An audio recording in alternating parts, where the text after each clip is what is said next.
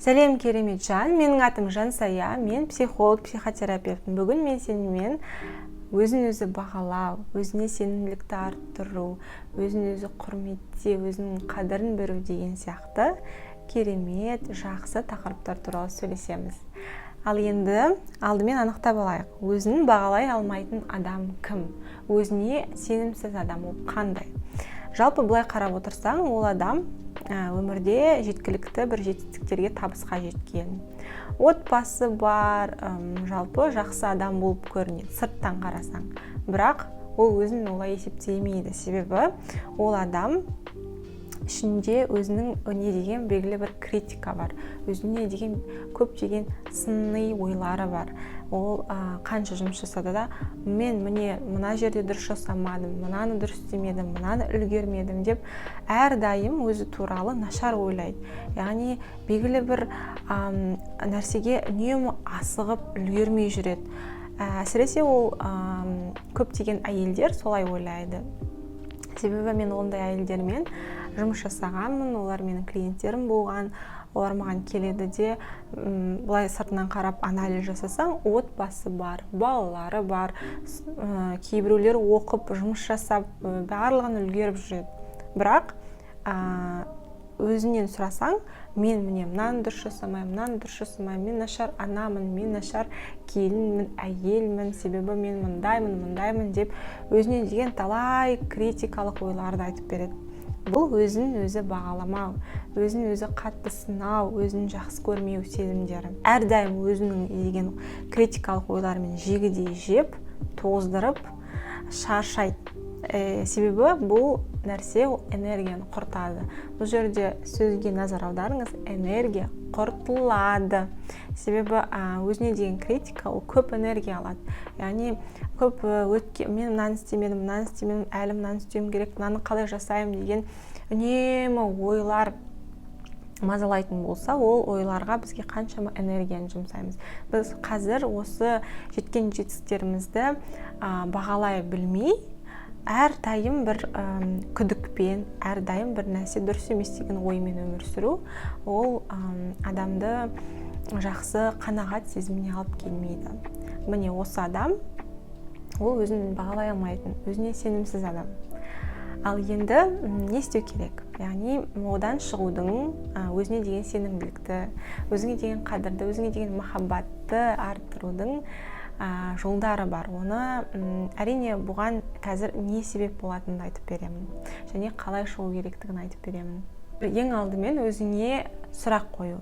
Сұрақ өте жақсы сұрақ. Ол мен жеткілікті болу үшін не жасаймын? Яғни жеткілікті болу үшін бұл жерде кілтті сұрақ. Себебі көп адамдар өзіне әсіресе сенімсіз, өзін жақсы көрмейтін адам, өзін жақсы көрмейтін адамның ойында белгілі бір образ бар, идеалды образ. Ол образды кішкентай кезімізде бізге ата-анамыз айтады, жұрттың баласы міне мынандай нәрсе жасап жүр, салыстырады. Сен ондай емессің, сен неге ондай емессің, сен неге бұлай жасамайсың деп критикалық ойларды біздің бойымызға сіңіріп тастаған. Сол арқылы өсе келе адам ересек болып, өзі ата-анасынан бөлек тұрса да, сол ойлармен өмір сүреді. Сол ойлар міне мындай болуым керек деген белгілі бір идеалды бейнеге қарай әрдайым ұмтылып тұрады. Ал егер негізінде қарайтын болсақ, адам ешқашан идеалды болмайды, мінсіз болмайды. Ол адам табиғатына сай нәрсе, кейде қателесу, қателіктерді түсініп, кейін одан сабақ алып, әрі қаратай өмір сүру. Даму ол адам табиғаты.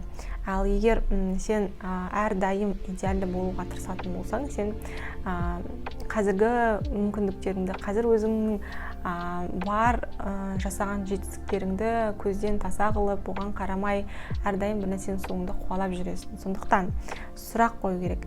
Жеткілікті болу үшін, өзің үшін, өзгелерге жеткілікті жұмыс жасау үшін, жеткілікті түрде жақсы ана болу үшін, мүмкін әйел болу үшін сен қаншалықты жасайсың? Идеалды емес, жеткілікті болу үшін. Негізінде сенің барың бұл өмірде, бұл әлем үшін жеткілікті. Бұл сөзді түсіну, бұл фразаны түсіну өте адамға көп шабыт береді негізінде. Сондықтан бұл туралы жақсылап ойлан. Техника ол өзіңді өзің мақтау, өзіңнің жеткен жетістіктеріңді жазу күнделігі. Мүмкін сен бұрын бұл туралы естіген боларсың. Бұл яғни әйгілі техника. Көп адамдар, спикерлер бұл туралы айтады. Мен де бұрын да айтқанмын бұл туралы. Яғни бұны мен керемет жанның жетістікке жету күнделігі деп айтамын. Яғни өзіне сенімсіз, өзін дұрыс бағалай алмайтын адам ол қанша жұмыс жасаса, көп жұмыс жасауы мүмкін, басқаларға қарағанда артық жасауы мүмкін. Дегенмен де ол өзін жеткіліксіз жасадым, дұрыс емес жасадым деп ойлайды. Ол өзін қабылдамайды, жақсы жасаған жұмыстарын көре алмайды, байқамайды. Сондықтан өзіңнің жеткен жетістіктеріңе кішігірім болсын, күнделікті үлкен жетістіктері болсын, мысалға белгілі бір сен курстан өттің, мүмкін жеңімпаз атандың белгілі бір жарыста, немесе бүгін жай ғана жақсы дәмді тамақ пісірдің. Ешқандай айырмашылық жоқ. Барлығын жазу керек. Күнде немесе күн ара жазып отырсаң, сен ол жеткен жетістіктеріңе назар аударасың.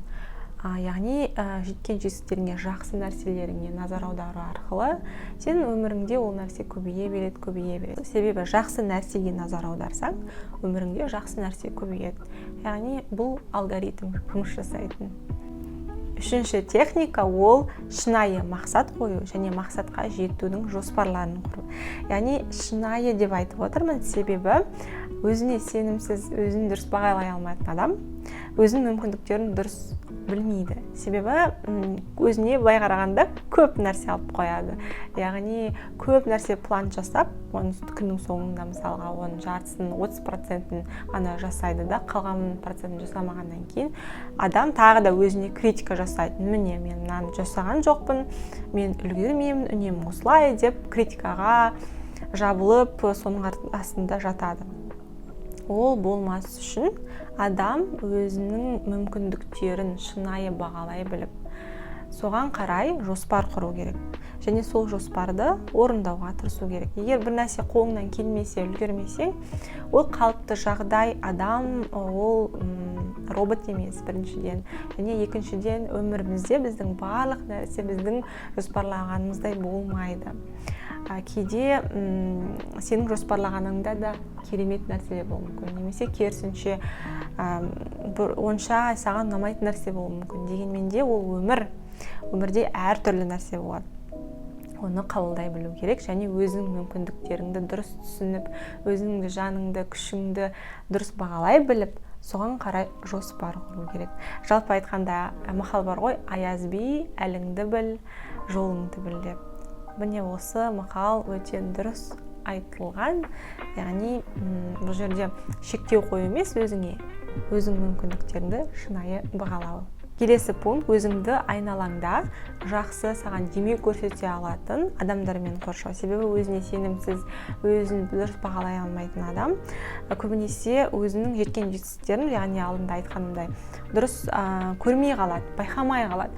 Сол кезде сенің құрбың, сенің жұбайың, немесе достарың, ата-анаң, жақындарың саған, міне сен нәрсені жақсы жасадың ғой, сен жарайсың, сен жақсы жасайды екенсің деп соған көңіл бөліп, соны мақтап, саған демеу бере алатын адам болса, онан сайын сенің өмірге деген бір нәрсе жасауға деген құлшынысың артып, өзіңді жақсы көріп, осылай жақсы екенмін ғой деп өзіңе сенімділік артады. Себебі ешкімді тыңдама, өзіңе ғана сен деп айтқанмен де біз социумда өмір сүреміз, біз оны мойындауымыз керек. Қоршаған ортаның біз үшін бағасы, біз үшін берген бағасы, олардың көзқарасы біз үшін маңызды.